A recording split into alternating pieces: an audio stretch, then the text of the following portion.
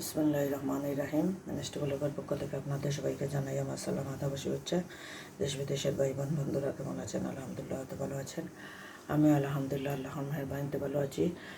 সবাই আমার শর্ট ভিডিওতে চলে আসুন। আজকে বানাবো ম্যাঙ্গো জুস, যা টক দই দিয়ে তৈরি। ম্যাঙ্গো দিয়ে জুস দিয়ে তৈরি। এটা ফ্রিজার থেকে গতকাল রাতে আনিয়েছি। টক দই আপনার এই মুহূর্তে আমি এই দেখেন টক দইটা এখনো ভাঙ্গা হয়নি। ব্লেন্ডার যোগে পরিমাণ মতন আমি দিতেছি, আমাদের পরিমাণ মতন। ইফতারের টাইমে কিন্তু খুব ভালো লাগবে খেতে, শরীরের জন্য অনেক ফায়দা এগুলা। আর আমি গতকাল আপনাদের বলেছিলাম এই মিষ্টি বানিয়েছিলাম। আমি চামচটা মিষ্টি বানিয়েছিলাম, সেই মিষ্টির চিনি দেবো না, মিষ্টির শিরাটা। এখন আমি এটা টক দইয়ের চামচ দিয়েছি হিসাবে এরকম লাগছে। এই চিনি শিরাটা দিয়ে দিলাম, কারণ এক্সট্রা চিনি কেউ খাবে না, আমাদের ঘরে মিষ্টি চা কেউ খাওয়া হয় না, সেই জন্যে। আর এই দেখেন এখন তো আমের সিজন নয়, কিন্তু এই ফুটিকাটা আমি এনেছি জুসটা তৈরি করার জন্যে। পরিমাণ মতন ফুটিকাটা দিয়ে দিলাম।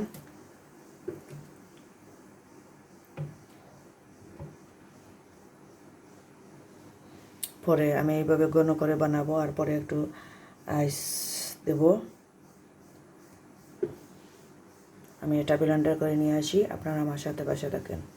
আমি কিন্তু চিনির পরিবর্তে চিনি শিরা দিয়েছি, এটাই ভালো লাগবে, আপনার ভালো হয় চিনি শিরা করে যদি আপনারা দেন। আর এই দেখেন আমার জুসটা কীরকম ফেনা হয়েছে, খুব সুন্দর আলহামদুলিল্লাহ কালার। এই দেখেন আপনাদের খুব সুন্দর কিন্তু কালার এসেছে।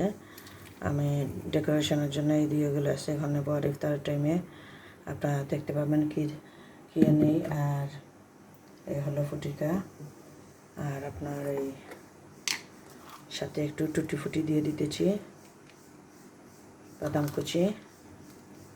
আমার এই ভিডিওটা যদি দেখে ভালো লাগে তাহলে লাইক কমেন্ট শেয়ার করবেন বেশি বেশি করে, ফেসবুক, ইউটিউব, টিকটক ভাই বোনেরা।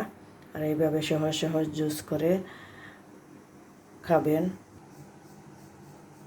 চ্যানেলটাকে সাবস্ক্রাইব করে লাইক কমেন্ট শেয়ার করবেন টিকটক, ইউটিউব, ফেসবুকের ভাই বোন বন্ধুরা। আর এই রমজানে সহজভাবে জুসটা তৈরি করে খেতে পারেন, ভালো লাগবে।